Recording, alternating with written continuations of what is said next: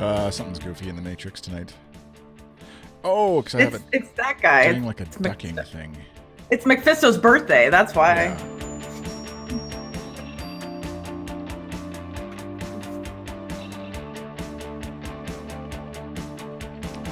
All right, that's more than we usually. Hello, welcome to the U2 podcast. This is episode number 81, where we talk all things U2, including how great Acrobat is live and other things related to the Experience in Innocence tour. But we'll get to that in a moment. I'm joined on this episode by, besides, if it's not obvious, spoilers abound. So I think we can just dispense with the idea that there's spoilers at this point. If you're listening to a U2 podcast talking about U2 tours, we're going to be talking about songs they played. Right. It was fine. It was all fine and well before when there was like leaks and stuff. But at this point, consider that every episode going forward will have details about the shows. Right. So those in agreement with me are to my. Why did I do this to myself? Why do you do that? Left on the show with me tonight are. Yeah, there we go. That would be better if I was more professional. Tassoula, welcome back to the show. Thanks. And Matt. Hi, Chris. How are you? I'm well. So of the three of us, I'm the only one who has not yet seen a live in the flesh, anyways, concert. I was going to say episode of U2. Have you followed a Periscope though? Yeah, I followed the first night Periscope for sure. Well, we did it. I did a sort of a live stream, whatever reaction video, right? Oh, that's right. How'd that go? To the concert. It was good, actually. There's more people. No offense to you guys, but there's more people who tuned in for that than for our podcast ever. It was weird. We had like 30 people watching Periscope streams, which it was fun though. There's people in the chat, etc. I mean, it was just like excitement over the first night show, right? So yeah, it is. But yeah, I think it's something we'll try and do again. Everybody can already tune into a Periscope stream themselves. They don't need help, hopefully, doing that at this point. But it was kind of fun to like surf the different streams together and find what was working and jump to a Mixler if the Periscopes were down and all that kind of stuff. So, but you guys were actually there in person enjoying it. So we'll get to that in a moment. But in case you haven't already seen it, or I've mentioned a couple times in the episode or in the podcast that we have at U2 has a brief, what is it, 3 to 5 minute long kind of, here's what's happened. More like 60 second to 2.5 minute long. Okay, yeah. There you go. Today's 61 seconds, I think. And you can find that at anchor.fm/ATU2, or of course follow the Twitter handle at ATU2 on Twitter. And are we posting those to Facebook as well? Do they have like a nice Facebook? I did today just to see if it would do anything. I never have before, but I did today, so we'll see. But really, they should access it on Alexa or Google Home. Yeah, I mean that's the point of it, is that you're just kind of sitting around at home and you've got your device over there and I wonder what's going on, and I'll just ask Alexa, and at U2 tells you the news. Yeah, and it just reads it back for you. Or no, it doesn't read for you here. Today it was Tassoula, I think. Matt. We read it. Yeah. It's yes, mostly the two of us, but yeah. It's the bot version of Tassoula or Matt reading news for you. I wish. Machine learning if you and could AI. Make that. Yeah. And also, speaking of machine learning, which that's a terrible transition, but there's Matt has put together some free U2 Experience in Innocence tour wallpapers for your mobile device, which will be in the show notes as well. So it gives you some tour dates and stuff on it. If you're and somebody remind me because it's one per month, so we have to send another reminder out for the June, because the one that I'm using now just has the May dates on it, and it came in so handy in Tulsa, because we're like, what shows are coming up that you're going to, and they're like, oh well, let me look. Oh, here's the shows. Yeah, it was just so I was really glad that we did that. Awesome. Boy, that U2 comes up with some good ideas every now and then. Every so often we hit one out of the park, anyways. And we for this podcast, as if you're not familiar, if this is your first episode, welcome here. And we stream it live on Twitch, twitch.tv/goodstuff_FM, generally on Wednesday nights. And then, of course, you can we record it, and you can listen to the audio version in various formats on various devices, wherever you happen to listen to podcasts. Look for us, the @U2 podcast, in your favorite podcast player of choice. And if you're in the Apple podcast ecosystem, a rating and review is an awesome way to help out. I'm sure other players have ratings and reviews as well that can help, but Apple's is sort of the predominant one. And so if you can leave us a rating or review, 5 stars or higher is great to hear and see, and that would be awesome to help us out. I feel a lot of pressure all of a sudden because it hadn't occurred to me that this might be someone's first time listening to our podcast. But you're right, it could be. And so now I'm like, oh my gosh, we need to be really good. Yeah, that's where I think we kind of need to do, like, it's probably time to do like a greatest hits collection, just like any rock band. Oh, totally. We're into our, second phase maybe or so. This is the second tour we're covering completely as the podcast. And so probably time to put together a greatest hits package and then get some new listeners. People can start debating. And that blooper reel of you saying everybody's names, mispronouncing everybody's names. Yeah, our God Girl says in the chat, our Christmas album. Christmas album. There you go. We should totally do a Christmas album. So, yeah. There's big money in Christmas albums. But I tell you though, when I shout across a breakfast room at the Hampton Inn and somebody recognizes my voice because of this show, oh my gosh. Aside from being a little frightening, you have to be a little proud, Chris, that we have reached those levels of fandom. The amount of people in Tulsa who said, Seriously. "Oh, I recognize your voice from the podcast," or I listened to your podcast. It was off the charts. So much. Almost everyone that approached us mentioned it. That's hilarious. Even if they've been readers for years, they've made a point of mentioning. Well, I think there's something, not to go too meta, I guess we can, now that we're celebrating our greatest hits album, we might as well talk about there's something about hearing the voices. Obviously, everybody's read, lots of people read the articles and stuff, but there's hearing and seeing potentially if you watch the live stream and stuff. Yeah, it's just a deeper connection. So I like that. I just had this image of like Tassoula shouting, "Pass the syrup," and then everyone's ears perk up. Like, I know that voice. He was like, "Hey, I'm like, mid bagel, no one else there. I'm alone at the table because these clowns are late for breakfast." And thankfully he was very nice. Hi, Tom from Austin. Very, very nice. I think she's talking about you, Matt. Yeah. I think you were. Who's the clown that was late for breakfast? I don't know who you're. There's somebody in the room behind me.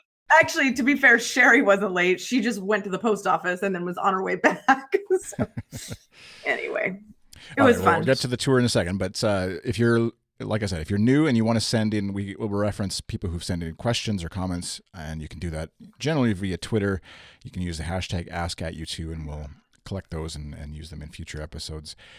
There is a link in the show notes that'll have if you want to submit an audio question or comment, that's great as well. And it's just like record your audio question and upload it to a Dropbox thingy. The link will be in the show notes. It's easier to follow the link rather than trying to explain it over audio. But we basically are going to devote the whole rest of the episode just to reviewing and talking about the first 4 shows, 3 cities, 4 shows of Experience in Innocence that's happened so far. So just in case folks aren't aware, I guess I said I haven't been to any. What shows have you guys been to? Matt, we'll start with you. Just Tulsa for me. And Tassoula? And I went to Tulsa and St. Louis. All right. So in you're in the elevator and you're having to tell somebody, a fellow U2 fan, they ask you, how was the show? What's your 2 to 3 minute, if it's a really long elevator ride, pitch on the show, I guess. We'll go with Tassoula first this time. What a fantastic surprise. Just a great celebration of both albums, Innocence and Experience, and a little happiness and joy thrown on top of that. So I was very pleasantly surprised. It exceeded my expectations. All right, and Matt? Yeah, I think, Tulsa was opening night, and opening night always has some, bugs and, flubs and this and that and the other. And, they're never quite, like, I assume every band is that way. Like your first show, there's, things aren't working at 100% yet. So there was some of that. But yeah, I thought, it was obvious to me, as I was walking out, I was just like, wow, that was good. But give it a couple weeks and it's going to be really, really great, I think. And I feel like, I hate to kind of like judge or put too much stock in what we see on Periscope or what we hear on Mixler, because it's like night and day compared to being in the building. But the show last night, San Jose 2, besides the lead rambling. vocalist talking a lot, the A whole band lot. sounded really, really great last night. Agree. It's different, on a Periscope or whatever, but it just sounded like way better than what I remember from Tulsa. So so good in Tulsa, gonna be great, and seemingly already getting there to some degree. You have to think that there's like a tightness that comes to the band, obviously, just from playing the same set now, Sure. with a few mix-ups, or not mix-ups, but like chain swap-outs. But also a familiarity with like knowing that the screen is working, knowing that the video elements are there, except for one for some reason, which we'll maybe talk about. Yeah. But yeah, just and the staging and just like, I was watching one someone's YouTube video of Red Flag Day, which was played, different song, anyways. But seeing Bono kind of like having to look down the steps as he's coming down off the barricade thing or whatever, because it wasn't quite lit up yet, and like just just a familiarity with the surroundings of walking around.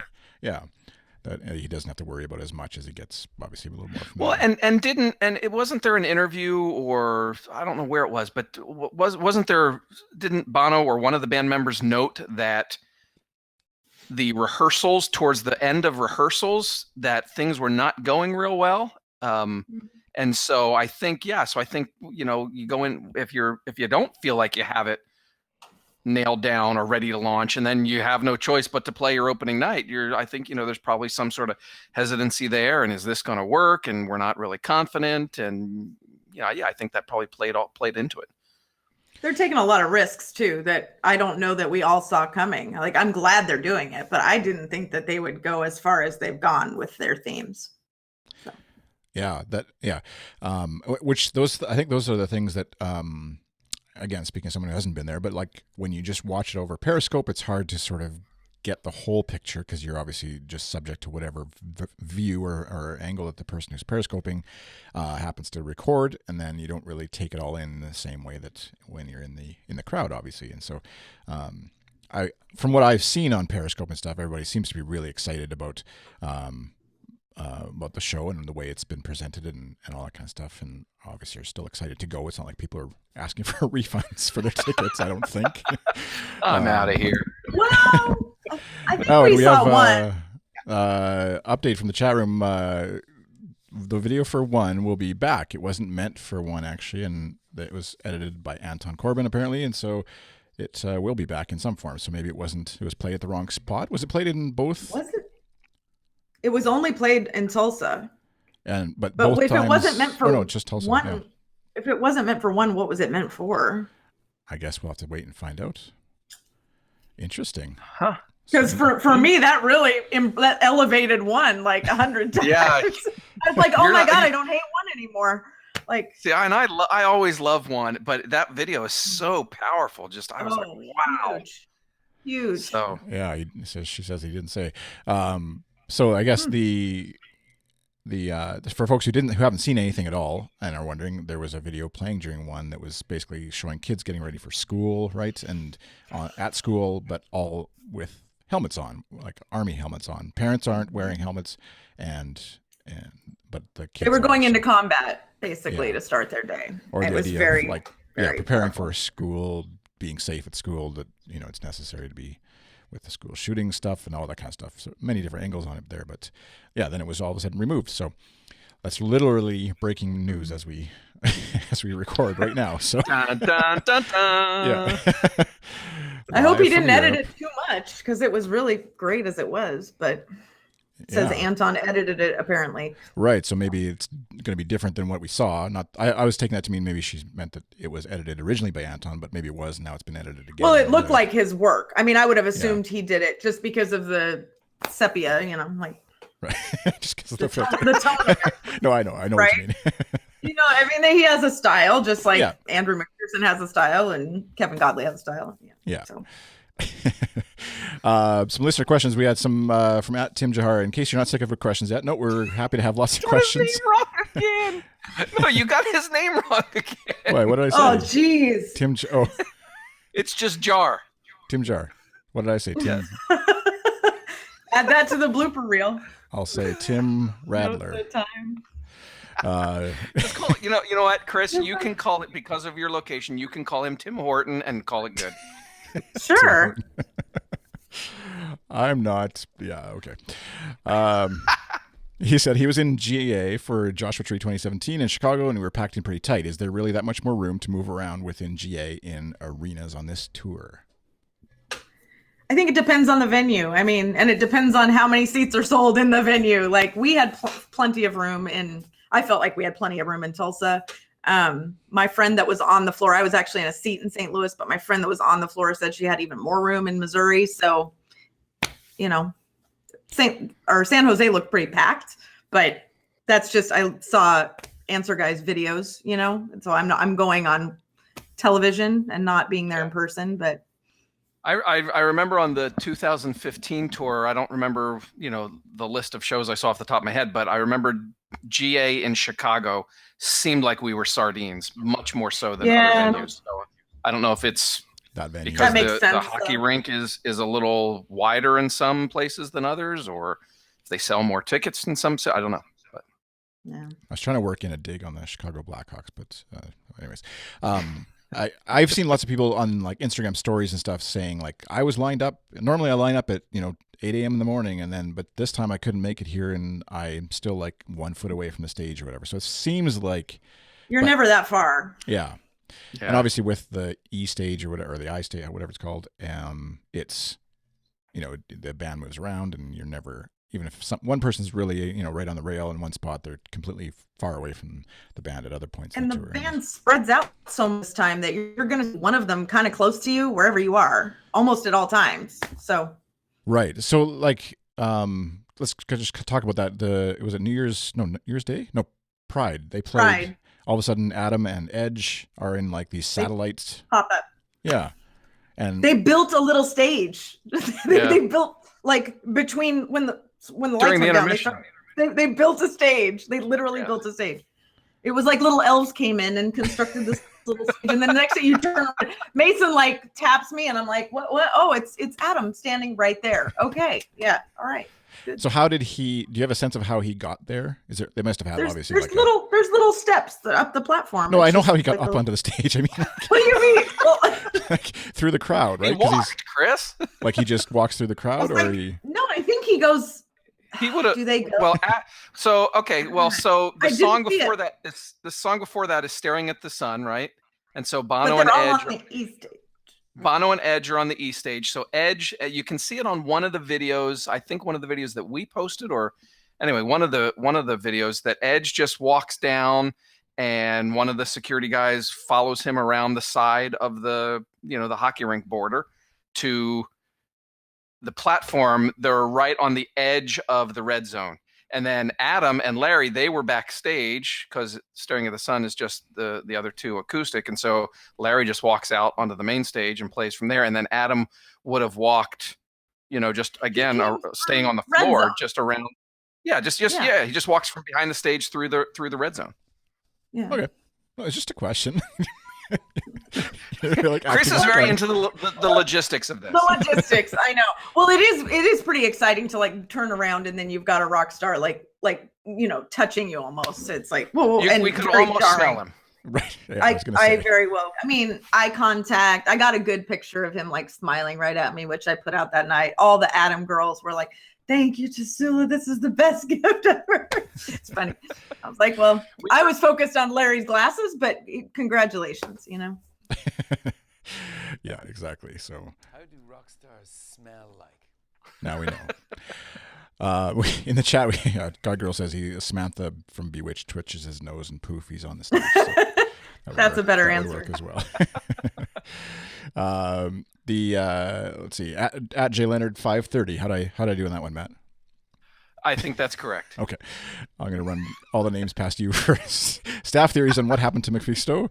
The genius of the early 90s version was dark humor. The mixture of ridiculousness, evil was brilliant. Now he's just Pennywise, and it feels a lot flatter. What's Pennywise? Feels a lot flatter to who? I want to say, were you there? J Leonard 530. First of all, were you there? if you weren't there, that might explain your perception. But if you're there, I can't tell you how my heart started pounding when this thing came up on the screen. To me, it's 10 times more powerful because it's so sinister. It's he's still campy in the way that he, speaks and his script and everything. But the root of it is really what Bono's like itching to say, but can't say as Bono and maintain his humanitarian God status. So I found it 7 times more powerful that he was calling out racists and in California calling out Putin and, just going for it. Whereas old McFisto was ordering pizzas and harassing the president, So I guess I would just say I disagree. Yeah. Yeah, no, I agree. I think Tassoula asked the right question: was Jay Leonard there? And if not, then I'll just say what I said earlier. If you're only taking this in on the Mixlers or the Periscopes, don't try not to be too judgmental of what you see, because it's so different from being in the room. And I don't find it flat at all. I mean, and the other thing I would say is, we're only a couple shows in, and this tour goes until November. And was McFisto brilliant? If you think the original McFisto from '93 was brilliant, was it brilliant on day one in Rotterdam? I don't know. Maybe it was, maybe it wasn't. But it's most of us evolve. have the Sydney VHS tape of ZTV as the reference point for McFisto. Yeah, especially as North Americans who never saw him in person if we didn't leave the continent. Yeah. So for me, it was a huge treat because obviously I didn't leave the continent to see Zoo TV. So I just think it's super brave of them, and the way it transitions into Acrobat makes me not hate that they're playing Acrobat. I knew you had to get that in there.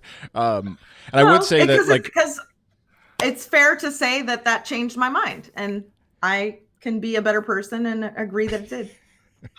We'll get to that part in a minute. I know you will. I wish I had clips queued up from the last episode, actually, when Matt was on. I should have thought ahead on that one. But anyway. I'm so glad you didn't do that. There's only so much time in the day. I would say that just purely basing out on Periscope or Mixler or whatever, as is my experience, it does come off as makes me wonder how it is when you're in the live environment with that, because it feels like it could be really awkward and cheesy. Like, what's that guy doing? He's kind of play acting, but he's not completely. Whereas I could totally see, your experience of being there obviously changes it dramatically in terms of how it feels and how it comes off, and all that kind of stuff. So. And there's a big difference between a filter that looks like Satan and a guy in some bad makeup with stupid little horns on. I think the filter is actually more powerful. And I agree with what Von B says in the chat. The accent is kind of weird, and it's not what he did in '93. And it's hard for, I remember in Tulsa, it was hard to understand what he was saying at times. And so I kind of wonder if he's also going to adjust the accent. I just assume he just, go back to the accent that he used on '93. That was, at least I could understand what he was saying. It had more theatric to it. Like, there was a flair to it, I guess, back then, where this was a little more, like Tassoula said, a little more sinister.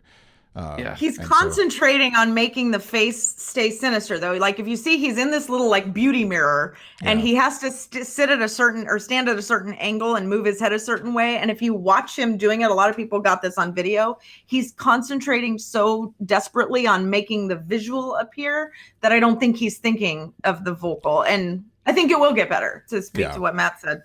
I think that's where, anybody who's used an Instagram or Snapchat filter, obviously if you move the wrong way, then that can't find your eyes. And that's where it feels awkward to me watching him, just the Periscope version of him trying to make sure he's in the right spot for this technology to work, where it feels like it'd be nice if just the technology got out of the way and it wasn't so obvious that he was just trying to do the snap. Because I was watching a Periscope stream of the last show, and I heard someone say, "Oh, that's a Snapchat filter."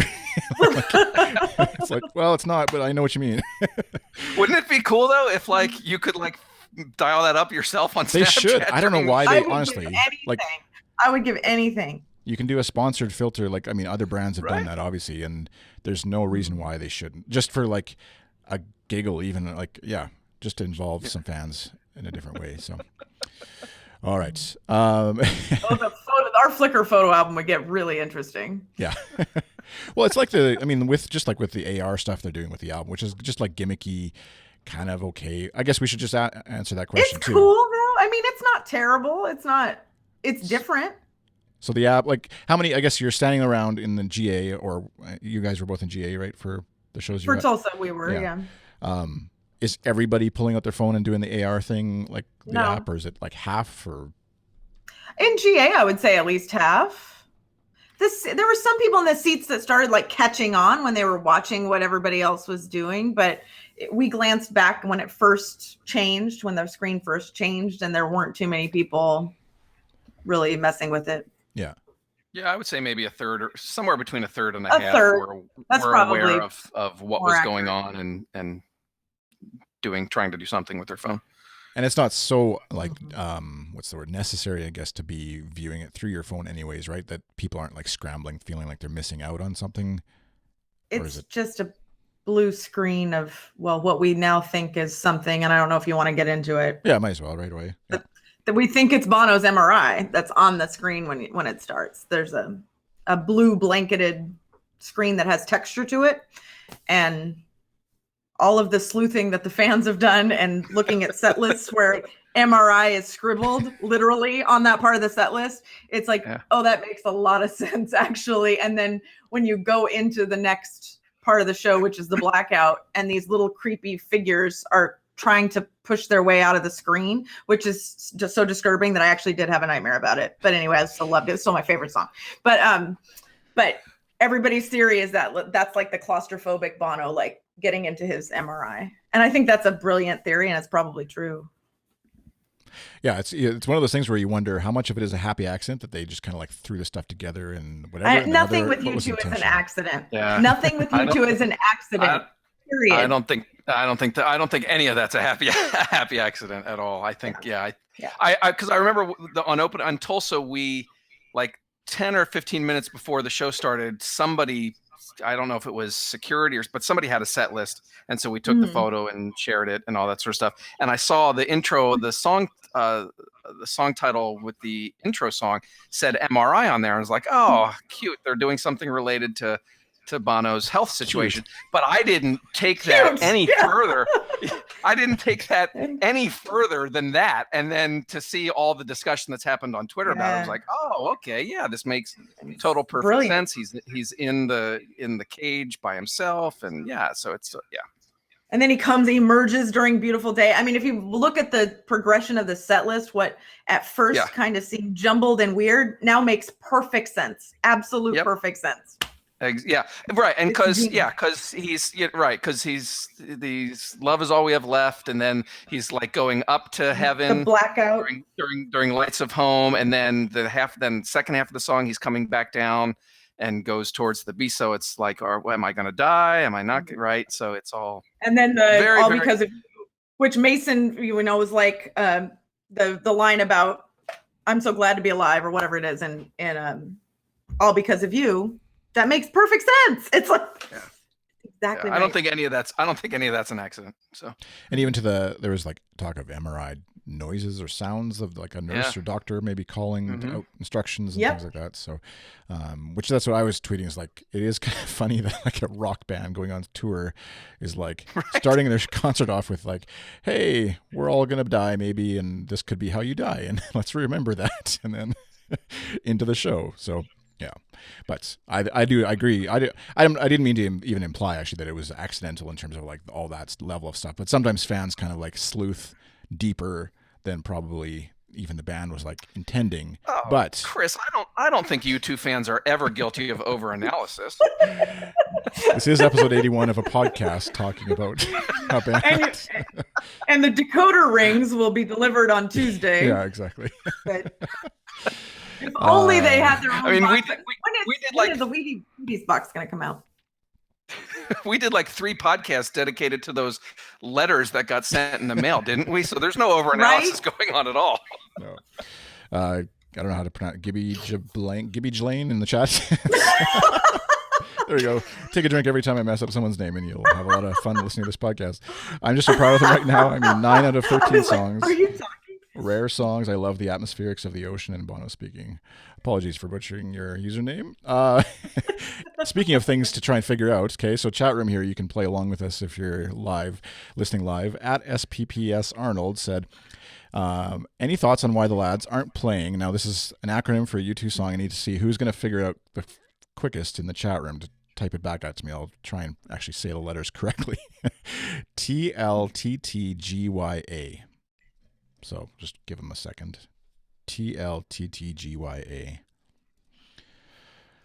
Because I was looking at, I look at them. I know in our at U2 Slack, people like throwing around acronyms. I'm like, I have no idea which song you're even Seriously, that's all we speak in acronyms. That's while everyone answers your question, you guys in our Slack today, you guys were talking about some song called SOL, and I'm thinking, beep out of luck. They don't have a song. There you go. MT Temple 4 says the little things that give you away. There you go. Congratulations. Well done. You get 10 points. It's one of the best songs from them in many years, and certainly one of the best songs on SOE. What's SOE, Matt? SOE, that is songs over eggs. All right. Over easy? Songs over easy. Yeah. They're That's breakfast how you like album. your egg? We did talk about this last episode too, of like it didn't seem to be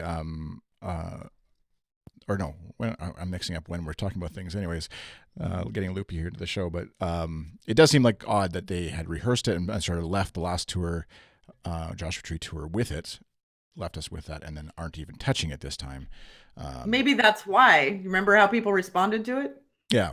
They seem to get better. That's what we had sort of touched on last episode, or that episode we were talking about it, but they sort of figured it out. But yeah, it just maybe doesn't fit, I guess, with the themes. It's not about where they wanted to throw it. And the fact that they would throw in All Because of You with like the intentionality we mentioned earlier, says that they're willing to like use a song that fits the theme is more important than playing song X or Y, which I think, who was it?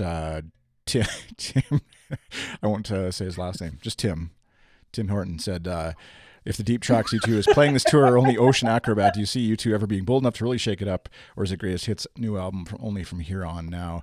And I would say, like, shaking it up, I don't know what is, but go ahead. Yeah, and that's where I would say I watched the video with Dallas Shu on Reverb.com, and you know, even at, like you said, at this stage in their career, they could definitely phone it in if they wanted to and just do a victory tour lap or two for some money and retirement homes or whatever.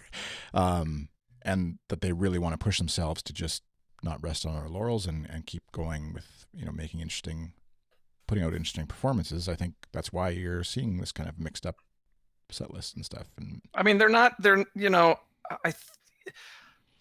like all of Songs of Innocence and Songs of Experience are deep cuts at this point, right? Like, thank you. Yeah. Those two albums are not hugely popular in the U2 canon. So that's 17 or 15 deep cuts or whatever it is, 13 deep cuts. I don't have the set list in front of me. So those are all deep cuts. Think about it in the mindset of a fan that doesn't watch at U2 podcasts and go to 17 shows and do everybody that I sat with in St. Louis, they didn't know anything until New Year's Day came on. And they were so excited when New Year's Day came on. It was like, there's my band, you know, and everybody out of their seats dancing and everything. But they sat down for even the cedarwood and the beautiful visuals and everything. They were appreciative of those, but they were still getting food and leaving. And nobody knew Acrobat in my section. Nobody knew. One guy got excited for Until the End of the World. Was like, oh my gosh, I think that's from Octane Baby. It was like, you're right. Yeah, it is. But anyway, so think about all those people. The majority of the people that are in the seats don't know 2/3 of what's going on at every show on this tour. Yeah, exactly. They're of their top 10 most played live songs, they're only playing 4. Of the top 20 most played live songs, they're only playing 8. And if we 6 months ago we did podcasts like during when the tickets went on sale, and we were like trying to, preview or predict or whatever what this tour would be like. And if I had come on this podcast and said to you, "Hey guys, we're gonna have Mephisto and Acrobat," you guys would have kicked me out of that U2. You would have been like, "God, you're an idiot. They're never gonna do something that crazy." So at some point we have to say, you know what, this is pretty darn good, right? I mean, it's just. Right. I don't know. I don't understand all the complaining about the set list. Last year, everybody complained, "Oh, they're playing, all the hits, Joshua Tree plus greatest hits. Why don't they mix it up?" And now they're mixing it up, and everybody's like, "Well, why don't they play Streets, and why don't they play With or Without You?" Mysterious Ways? Yeah. Oh, yeah. Mount Temple in the chat says, "Guy next to me in Red Zone after 13 said that can't be it." When they've played their longest set. I sympathize with that guy. I'm with that guy on that one. But anyway, but you're saying more like thematically going on. I think I'm laughing at that as thinking like as if they haven't just played like their longest set list of not their career necessarily, but like pretty long. Yeah. So 27 songs in Tulsa is tied for the longest show they've ever done. Schrodinger's band. Yeah. Boy, our feet were feeling it too. Oh. we're old enough to know. A true U2 fan is too tired to stand after that many songs anyways, right? That's what you're trying to say. You gotta warn me if you're gonna have me stand that long. We were all looking at each other like, oh man. I was like, Tassoula, like during Until the End of the World, we were all just, dancing and pogoing and everything. And I literally thought to myself, Tassoula, you better dial it down because you are gonna hurt tonight. Yeah. I really honestly thought that and was trying to be conscious of my bouncing and stuff. Didn't stop, but. All right, one for the tours folks on at U2. So tours.atU2.com is where you can, if you're like Matt was just referencing some how many times a song has been played. If you're a stats nerd like that, or if you want to fill out your own account, sign up for an account, and you can mark off which concerts you've been to and sort of see how many times you've heard a certain song. And when you say I've never heard Where the Streets Have No Name, you can go back and actually find out you were at a concert where they played that, which is pretty much all of them other than this tour. But where is I? At Phil Sounds said, "Why is Love Is All We Have Left being counted as a performed song on setlist so far? No one is singing or playing a note. Special effects aside, which are cool, this is more an intro, and not really anything more." Thoughts? So I disagree. They are performing it. Bono is standing in front of all of us, doing his little whatever he does to the sky, getting his MRI done. And he's mouthing it. If he's not singing it, he's at least lip syncing it. He is performing it. So I don't think it shouldn't be counted. So if they did the full Milli Vanilli, would that count as a just to play devil's advocate for Phil Sounds? I have to think about it. Go ahead. It's performance art. I mean, that's what I would call it. It's performance art, and it's 2.5 minutes long. He's got a microphone on for some. He does have a mic. He is mic'd, and he is moving and being theatrical and doing whatever he needs to do to trigger the AR crap that's going on above his head. So to me, that's a performance. Well, when here, the lead singer is standing in front of you. Someone I won't name who was listening to the wireless transmission said only the second verse was pre-recorded. Come on to the live show if you want your name butchered is, I guess, the lesson everybody's going to learn. Matt, what were you going to say? Do you agree with me or not? If you want to know where you can find over-analysis of U2, come to the private tours channel in our Slack, where we have discussions that go ad nauseum about how to list things like this, and they're actually quite fascinating. And so we had a very lengthy discussion about how this exact song should be listed. And so I would agree with what I'm seeing in the chat. Some people are saying that he has sung at least some of it in one city or another city or whatever, and that's not always, I get the full screen for this, how exciting. So there's some discussion maybe he is singing parts of it, not singing other parts of it, and then ultimately, so we are listing it on our set list, but we're calling it Love Is All We Have Left, and then in parentheses we're putting augmented reality, because number one, we thought if a fan comes to our site and they know and they don't see that song listed, they're going to think, wow, these guys don't even have listed that thing Bono did first by himself. So we have have to list it somehow because 20,000 people in the arena are seeing it and they might want to know what it is. But then we decided, all right, well, what if on the next tour they actually perform it, without the augmented reality and no lip sync and no, it's like the actual song. So then we decided, all right, well, let's call this one augmented reality. That way we can say, well, it's not the same as the actual song that they did, which is the same thing we did, by the way, on 360 tour with Boom. the one that they did the remix on the 360 tour. I'll go crazy if I don't go crazy tonight. We list two different versions. There's the regular version of that, and then there's the remix, and we treat them as two different songs so that we can say which version was played on which tours. So there you go. That's a little taste of what we talk about on the Tours channel on Slack. It's very nerdy. It's kind of like for baseball nerds, debating different stats. It's just that for U2 fans, right? So there's nothing wrong with it. We have to list it. You can't not list it because people come to the show. They want to know what's the thing that Bono did by himself. So it has to be there. Yeah. Same thing with Hold Me, Thrill Me, Kiss Me, Kill Me in the middle. It's still a performance. They're not standing there singing it to us, but there's stuff going on the screens. So, and we don't list that one on the tour site because that's you don't Gavin list it on the tour site, but we count it on Twitter. And Regine, right? Yeah, from Arcade Fire. So anyway, very nerdy stuff. Very super nerdy.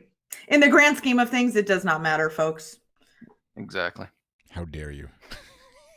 We're not curing cancer with these answers. I'm just happy that thanks to Caroline, we know that there's some Canadian content on the U2 tour.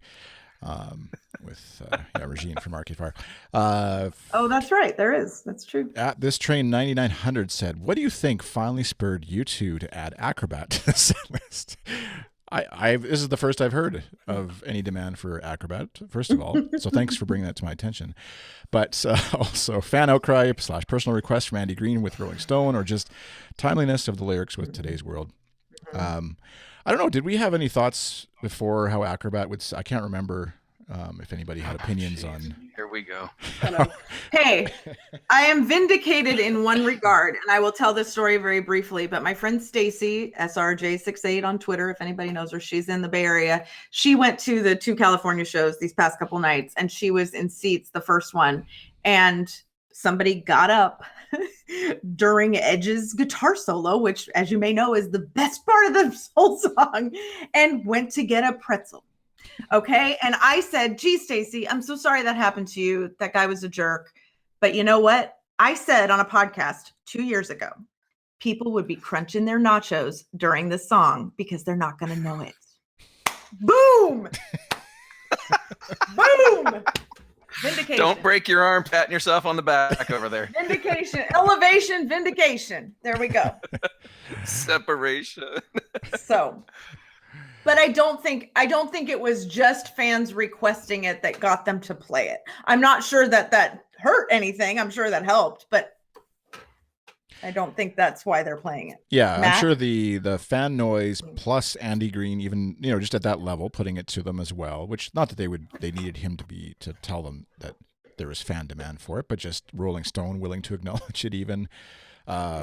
Plus Matt slipped them a bunch of money. That's the untold story. Actually, we were gonna keep it hidden, but Matt paid them a bucket of money. That's why none of us get paid, but just to bribe them to include it on the tour. So you can thank Matt on Twitter at Matt McGee. No, but Matt, you were skeptical about how it would come off. Well, both of you were, but so it's good to have you on. But yeah, both of us were. And I was wrong. There's no other way around it. I was absolutely wrong. I've said on this podcast several times in the past that I didn't think it would sound good live. I think I said that it would come across like Electrical Storm, which was a dud. You know what else I don't like?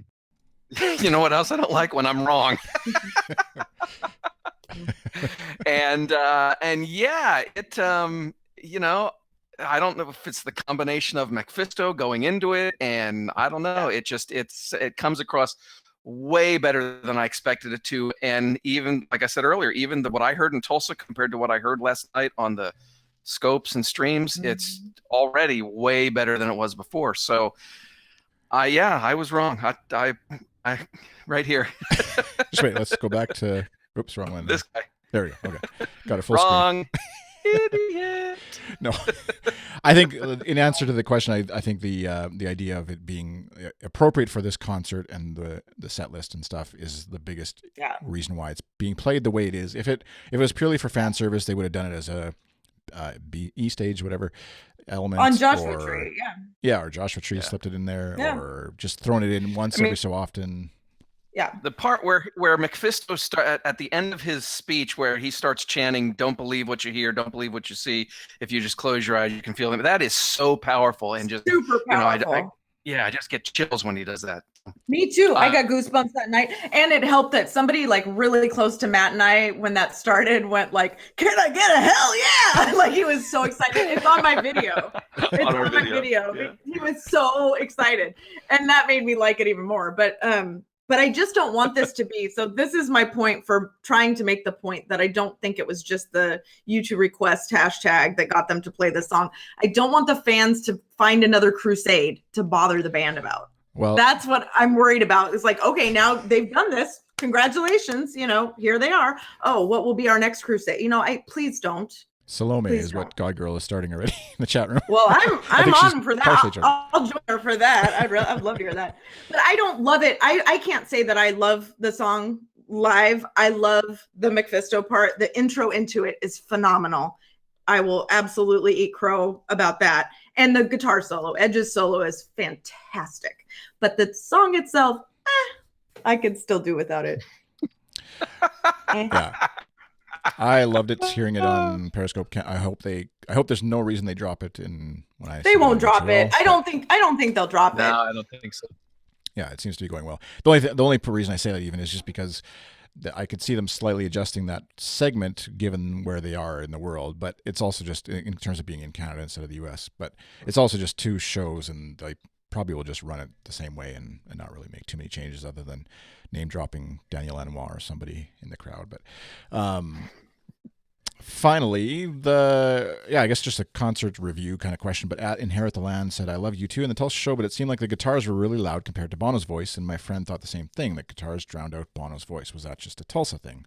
Which we kind of covered a bit, I guess, maybe. I don't know if indirectly, but Matt, what are your thoughts on that one? It's, the videos that I shot, the audio wasn't quite as clear, and the videos that some of our crew have sent in, the audio wasn't quite as clear. So I don't know if it's louder or if I don't know.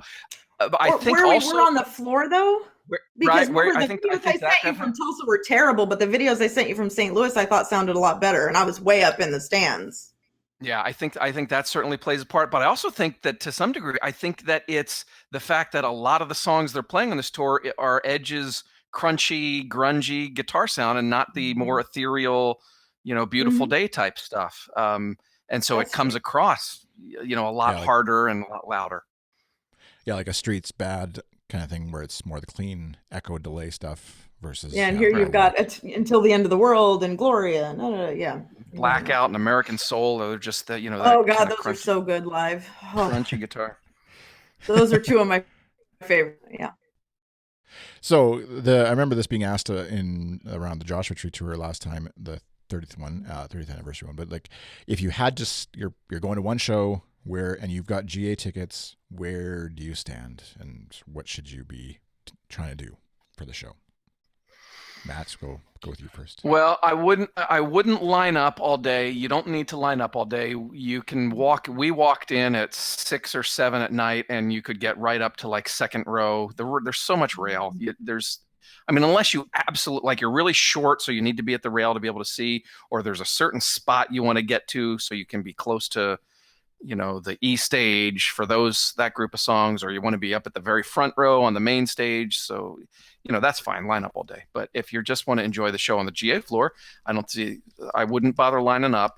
There's room to, at Tulsa at least, there was room to move around. I think we sort of hung out for the most part, like halfway back and like back near the wall. But the further back you are, then you got traffic walking in front. Yeah, that's one bad thing about where we landed. Yeah, that's sort of the down part. I think, I think for my upcoming shows, I'm probably going to just hang back again, but maybe, anticipate, I know next song they're going to be moving out to the E stage, so I'll sort of, scoot my way down there, and I think that's what I'm just going to do, is just kind of move around and go where the band goes. I'll be curious to see, now that everybody knows that Edge and Adam do the thing in the red zone for Pride. Yeah. I'll be curious to know if that's like even more packed in. So, How about you, Tassoula? I agree with 100% with everything he said. thank you. There's the odd time I've caught like either a video or a Periscope. We agree on a lot. Knock it off. Celebrate your win. Catching where someone's like sitting. What would it be like? Perpendicular, staring straight down the barricade, basically, I guess, is where their seat happens to be in the arena, right? And that kind of is a kind of a sucky, because you can't see the screen. You get but no, they do have a little baby screen though for the actual the arena video band. or whatever. Yeah, like when they play like Gloria and I Will Follow, they show that. So Right. you're not missing that. You're just missing like Cedarwood Road and Iris and the blackout, which is super cool on the screen. So, nightmare inducing cool. All right. Okay, well, that's all the questions and stuff we had. That's any closing comments on the show so far? That you both have a few more that you're hitting. We should. I would be curious for both of your opinions, Chris. Even though we weren't at a show, just I know you're following them. We should talk about the fact that they're not playing Streets for the first time ever. Right. For the first time since '89. So, what do you guys think? I think did you miss it? From the outside, I didn't miss it, because it, like, the show stands on its own as a great U2 experience, I guess, is how I would view it. Like I said, I followed one show completely start to finish, and then the other ones I've sort of popped in and out of. And I would probably notice it, but I wouldn't have really noticed it if somebody hadn't pointed it out, that it was a big deal that they hadn't played it, I guess, in that sense. So, but I could see somebody who is a big, like, I'm trying to think of where they would be going that they haven't gone before, that, if they didn't get to hear Streets because this is their one chance to see U2, I feel for that fan, but I don't think that they should be doing, because obviously you could say that about any number of U2 songs that, well, I never got to hear whatever, they should play that. I think I love that the theme and the show and the set list as a whole is more important than fan service of one particular song. So that's my, having not seen the show, view on it. How about you, Tassoula? Philosophically, I'm very proud of them for not playing it, but sentimentally, I did miss it.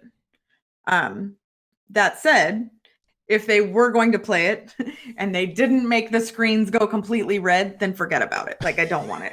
Just unless you can do it the right way, just leave it. It's you survived it. There weren't, mobs in the doorway when you were leaving. I think it's fine that they're not doing it. I think the bigger, well, I don't know if it's bigger, but like Streets certainly live is like a big concert moment for sure.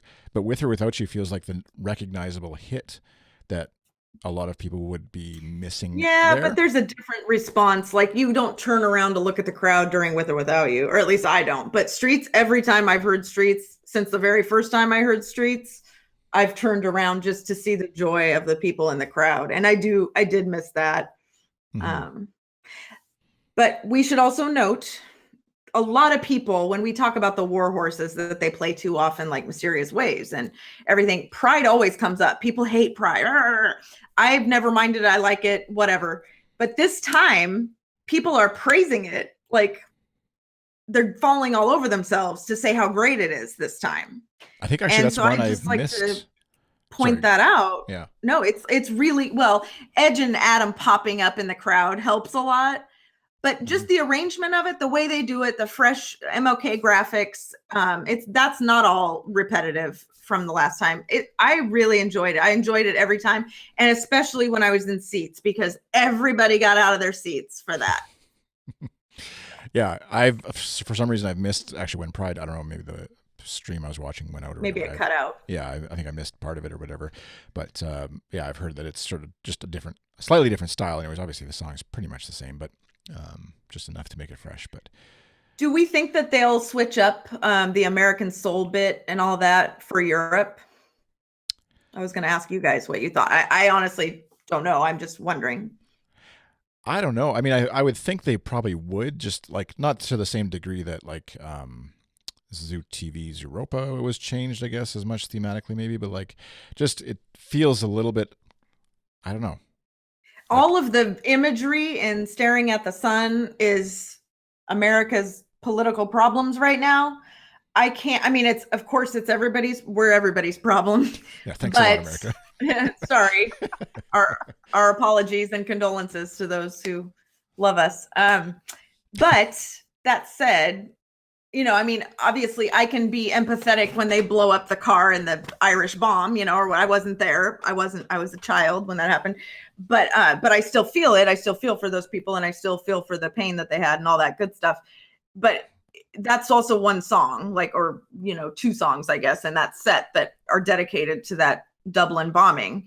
This is like a whole long drawn out part of the show. So I'm just wondering, if they keep it, will it be well received? And if they don't, what are they going to replace it with? Well, in the chat, Caroline and I don't know if anybody else is, well, a couple of people have said they hope that stays the same for Europe. It's just as relevant there. So I guess that's one perspective. But I do wonder about which song is it with the big American flag? American Soul. Right, that makes American sense. But just that element. One with American in the title. Yeah. Is a bit like, because again, from my perspective, it feels like a bit of what they're doing is slamming America and certain policies and certain ways of treating people and that, like the history of that, but also throwing up enough raw America imagery to if somebody is really angry and says U2 is so whatever for going after Trump or going after whatever, all far right or whatever.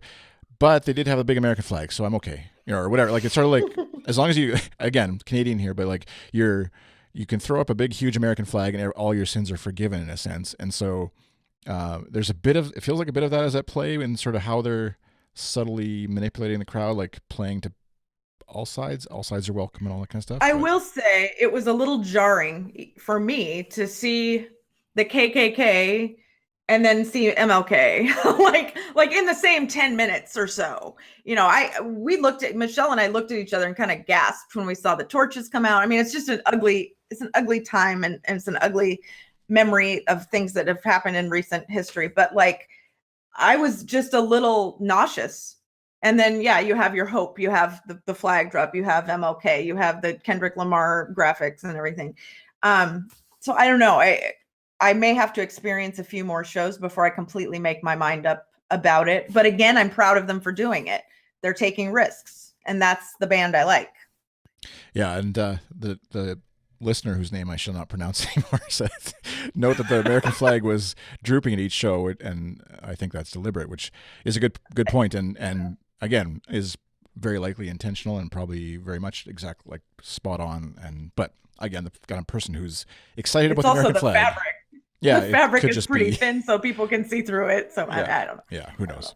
I don't know if that's intentional, but yeah, there you can sort of read it whichever way it fits your. Exactly. That's the beauty of having your own perspective. Everything's subjective, right?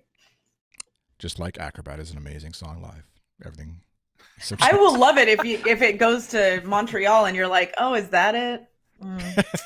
That's too bad.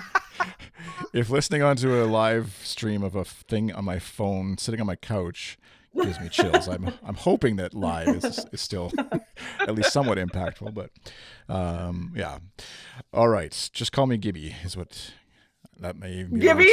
That's what everybody that writes in from now on should just assign themselves a nickname that they know you can pronounce and declare that's what they'd like to be referred to throughout the show. Or just enjoy my butchering of your name, and that can be your call sign. Your hallmark. Yeah. How did you ever call me anything when we first met? Did you know how to say my name? I don't remember you ever screwing it up. Maybe well, in real life, generally, in real life, I just avoid saying someone's name if I'm not confident. Whereas on the podcast, I feel like yeah, lots of hey you, yeah. Speaking of U2, coming up, we've got there's the U2 conference happening in Belfast. Pop Vision 2018. Pop Vision is the theme. It's 2018 is the year. U2conference.com is where you can go check it out and get tickets. I think still are available. And Also, in the near future here, depending on when you listen to this, but next week, U2, well, Bono and the Edge anyways, are going to be on Ellen DeGeneres on the Ellen Show on May 15th. So links to that, all that stuff is, of course, at u2.com. And you can follow us on Twitter, twitter.com/ATU2, facebook.com/ATU2com, and Instagram, ATU2com. And make sure during the tour season that you're following our YouTube channel and our Flickr channel, because we're adding videos and photos almost by the hour. At least I am. That way, doesn't it? It does feel that way, but it's a good thing. I mean, yeah, I tried to compose a tweet around this, but I couldn't. My brain couldn't make sense. But like the watching old videos of Mephisto from like the Zoo TV era, which was like this multimedia extravaganza. Which you can go back and check out the Twitter feed for a bunch of like references back to old shows and stuff for Mephisto.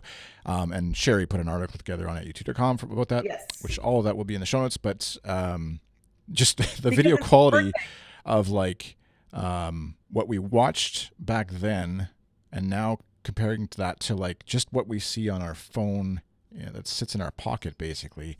It's crazy that what we have now is higher quality and it's live streamed from somewhere in the world. Literally, like almost like the anniversary of Zoo TV. It'd be so fun to like if they just did like a 3-month jaunt around the world, like redid Zoo TV with modern tech. Oh God, that would be so cool. Can you imagine? They did reference a possible Octung Baby anniversary tour in one of the interviews, so we can fingers crossed that. I was trying to figure out if my hotel room in Vegas is going to have a DVD player because I want to watch Sydney right before the next show. I was gonna say, I'm like so in the mood for that. Hopefully it doesn't take a near-death experience to have a Octung Baby reunion No, let's not have any more of those, please. But we should bring that up though. Bono looks great. Like he's got so much energy and he's healthy, and it's just good to see him. He feels more back on this tour than he did on JT. He's moving a lot more. He's much more physical, like he used to be, dancing around and silliness and all that. And it's good to see that. And talking a lot, apparently. Oh my gosh, that last San Jose show, sweet Jesus!